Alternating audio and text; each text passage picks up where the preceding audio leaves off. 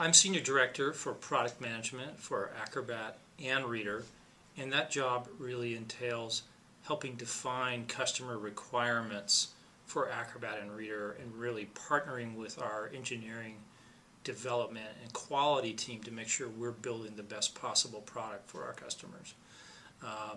I've been at Adobe for 16 years. I've spent most of the time in Acrobat Product Management. Prior to that, I've been mostly in kind of outbound marketing areas like public relations. Prior to Adobe, I worked at Sun Microsystems and at a subsidiary of Sun Microsystems that did desktop networking software.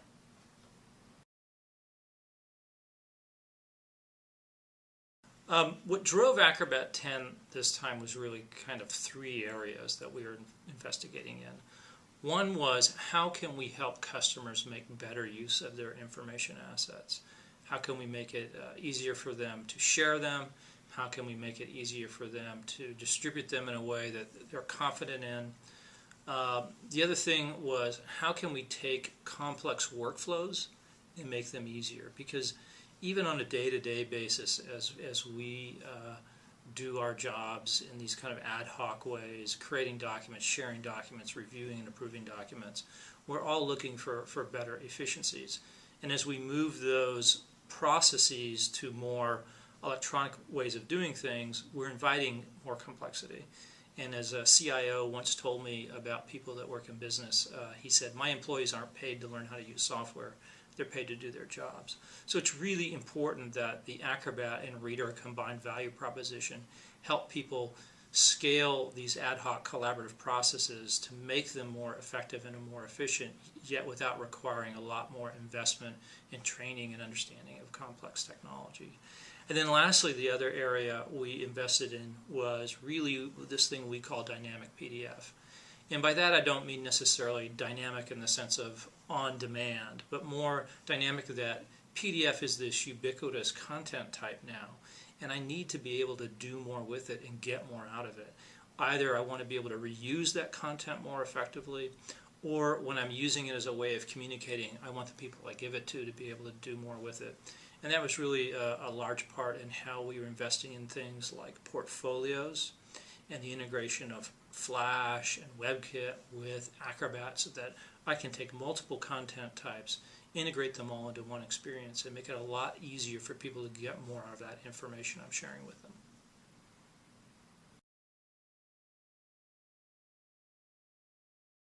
The government market is incredibly important to PDF and to Acrobat. The government was really one of the key high-profile adopters who saw the opportunity in embracing this technology to do a couple of things. One, to simply reduce costs by moving document from paper to digital. That clearly had the obvious benefit of reducing that analog overhead of print. But the other thing I think our government customers saw early on was that it was a great way to achieve a couple of goals. One, increase the quality of services to their constituents because they're leveraging a low-cost, widely available, widely supported technology that anyone can use and access. And the other thing is that not just in the kind of government to citizen types of interactions, but in the government to business types of interactions, it was a way to start automating and improving the efficiency of these types of interactions using low-cost, off-the-shelf technology that anyone from a very small business to the large corporate enterprises could embrace and use. And I'll give you a couple of examples. One is the Army Corps of Engineers, right? This is about 35,000 people of all different types of disciplines working both inside and outside the government as commercial contractors in the public sector or direct employees in the private sector.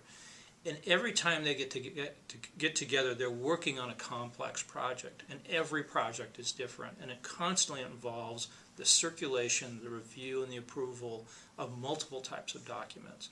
And Acrobat and PDF are this type of technology they can deploy widely across that highly heterogeneous group of people and really make it easy for them to digitize any type of document, whether that be a budget in a spreadsheet or 2D drawing or photographs or even increasingly more digital media like video and audio. collect them all into a single PDF through things like PDF portfolios, and then move them through these ad hoc processes of review and approval, which are critical for these types of use cases. What would be another good example? The government printing office, right? In the U.S., the government printing office is required, is the centralized point where all types of official government documents get printed and distributed. And that could be the annual budget for the whole country, or could be a manual that tells you how to maintain a tank in the field, right? So wide variety of different types of publications that they're responsible for. By moving to PDF and Acrobat to use in this type of process, they're doing a couple of things. Of course, number one, just saving on the cost of paper. So when they did the 2009 budget, they distributed as PDF instead of as paper, saved 20 tons of paper and obviously millions of dollars related to that. The other thing is that because now they're moving to electronic, they need to make sure and take advantage of the electronic distribution of content to make sure that it's secure and that you're guaranteed that what you're getting from is from the GPO, right? So now they can use technologies like digital signatures and certified documents from our lifecycle line of products, so that when you get that document, you know without a doubt it's from the GPO. Now, I've talked about a couple examples in the United States, but we see governments all over the world. A good example would be the Land Title and Survey Authority in British Columbia. And this is the organization in British Columbia that's really kind of overseeing all real estate transactions. And of course, if you think about that, any one transaction is never going to be exactly the same. And the types of documents I need to provide back to the government to make sure that the transaction can be approved can vary from case to case. And the transaction can be on a very small scale or a very large scale. So what do you need if you want to move from paper-based ways of doing that, where you're moving paper around and you're getting analog wet signatures, to moving that to electronic basis? Well, one, you need a technology and a product that will scale both down as well as up. So Acrobat and PDF work really well there.